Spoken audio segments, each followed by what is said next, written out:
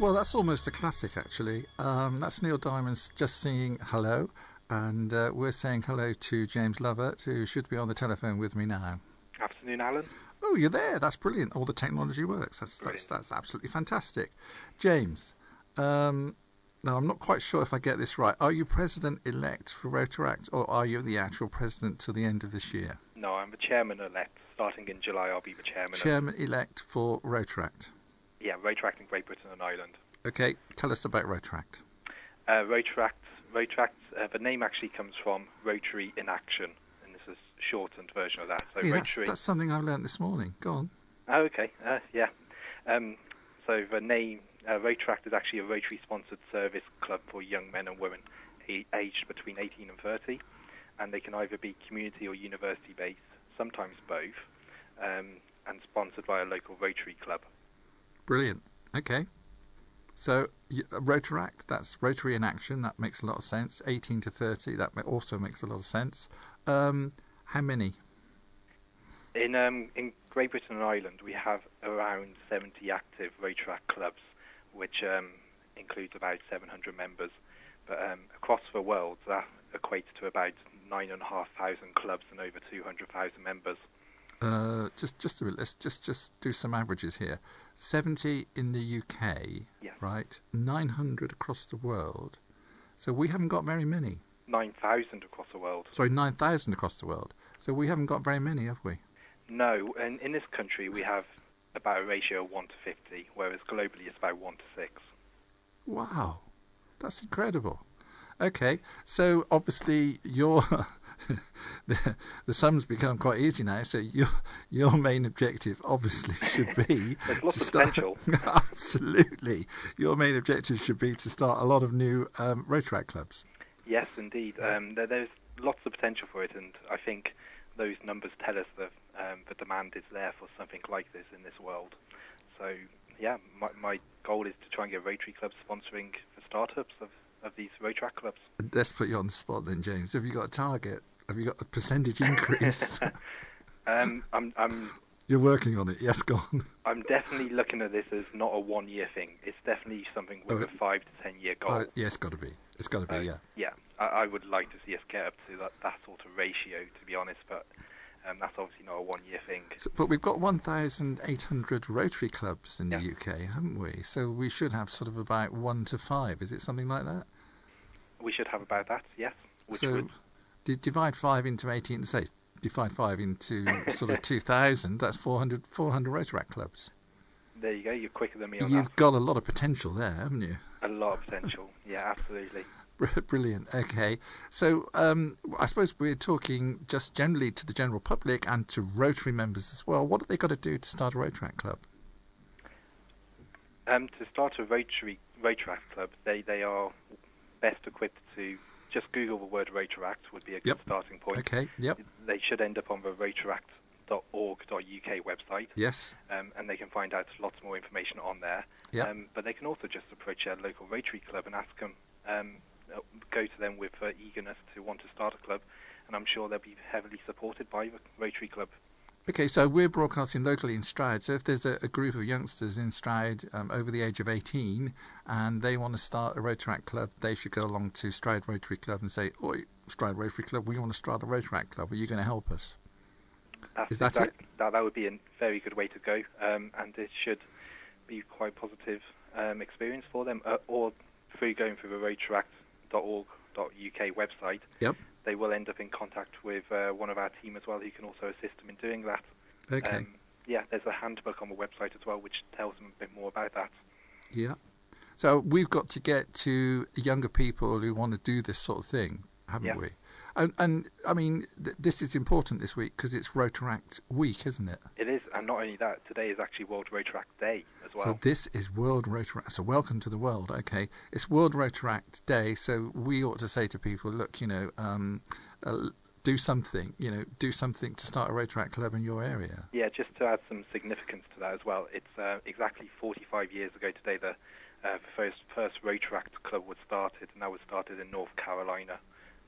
Okay, that's very good actually. So 45 years we've been going quite strong, and we've got to a point of 9,500 clubs.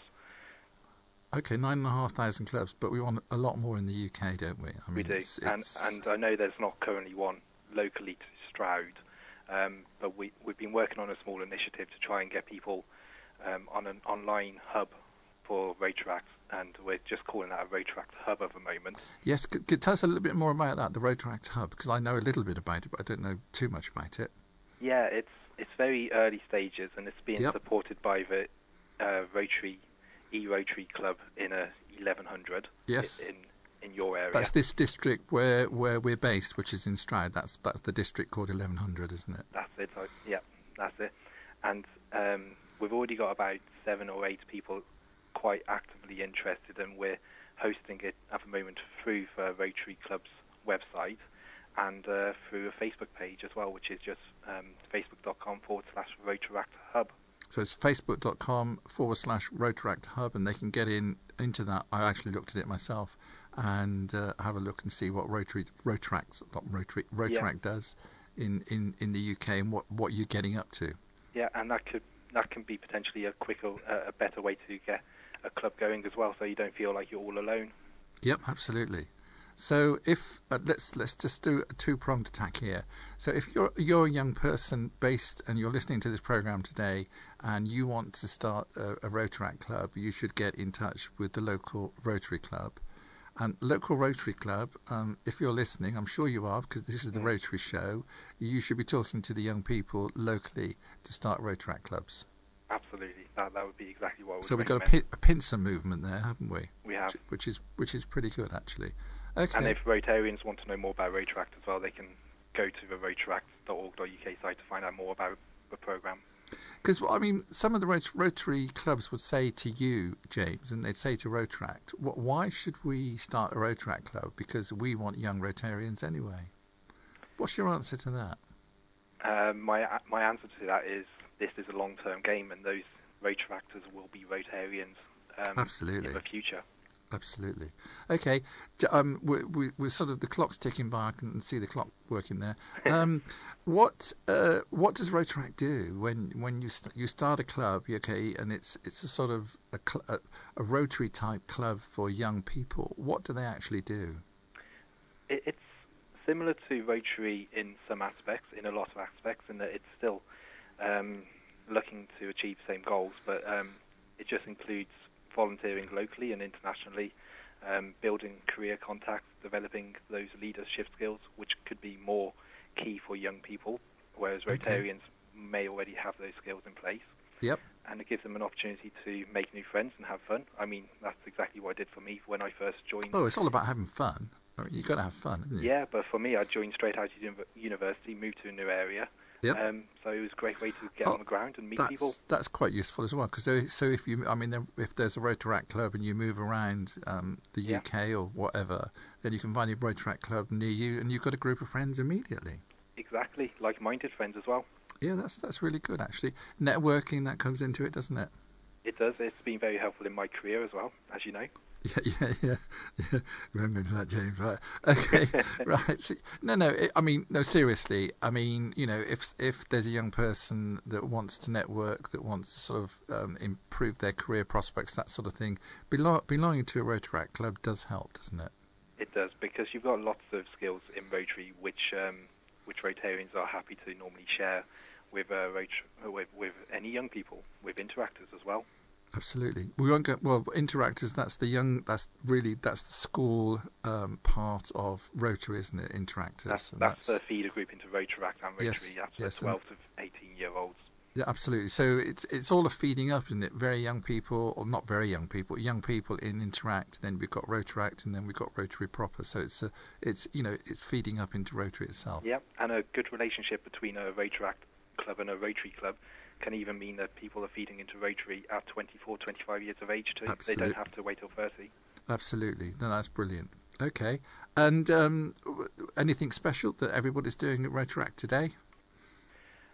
Nothing that springs to mind as such. We've got a few events organised for this weekend because it's a bit more easier for young people who are in jobs. Yes, sure. So there's lots of events I know of going on this weekend, including an open band night in Birmingham, and that type of thing. Just a little bit of fundraising, but more celebrating the fact that we're 45 years of age. Okay. Now, yeah, you said fundraising because you do. I mean, like Rotary clubs, you do a little bit of fundraising as well, don't you? I mean, you do community work. You do. It is sort of a Rotary club for young people, but you do some fundraising as well. So you do some events to raise money for charities locally, don't you? Yeah, and young people have charities they're passionate about as well. So it's not the same numbers of Rotary clubs would necessarily raise, but they can still raise a good amount for charity. I mean, the last 3 years I've raised over £3,000 each year for different charities.